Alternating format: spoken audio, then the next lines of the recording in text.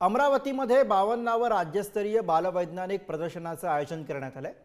श्री शिवाजी विज्ञान महाविद्यालयाच्या प्रांगणामध्ये उभारलेल्या डॉक्टर पंजाबराव देशमुख विज्ञान नगरीमध्ये राज्यभरातून आलेले 330 विद्यार्थी आणि 111 शिक्षक तसंच प्रयोगशाळा सहाय्यक यांनी आपलं नाविन्यपूर्ण संशोधन या प्रयोगामध्ये सादर केलं। आणि या राज्यस्तरीय बालविज्ञान प्रदर्शनीमध्ये कोल्हापूरचा विद्यार्थी प्रसाद जाधवची मोठी चर्चा होते। प्रसाद हा विद्यार्थी 10व्या वर्गामध्ये शिकतो आणि त्याची उंची अवघी 3 फूट आहे। त्याने प्लास्टिक बॉटलचा उपयोग करून खुर्ची, ब्रश, झाडू, दोरी, खाट तयार करून प्लास्टिक कशा प्रकारे पुन्हा वापरात आणता येऊ शकेल याचा प्रयोग सादर केला।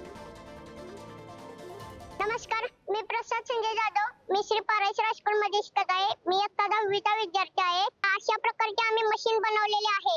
या मशीन मध्ये प्लास्टिकची बॉटल आहे ती कट करायची, त्याच्यापासून धागे निघतात।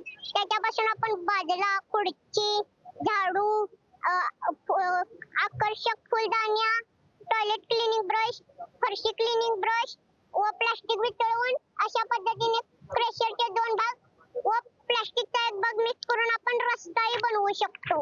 गेले 3 वर्ष सर आम्ही जिल्हास्तरीय विज्ञान प्रदर्शनामध्ये प्रथम क्रमांकाने येत आहे।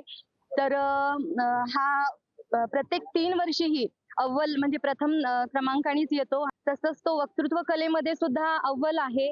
प्रत्येक वक्तृत्व कलेमध्ये तो पहिल्या नंबरनी येत असतो। शिवाजी महाराजांच्या वरती पण छान तो भाषण करत असतो आणि वर्गामध्ये सुद्धा तो प्रथम क्रमांकाने पास होतो।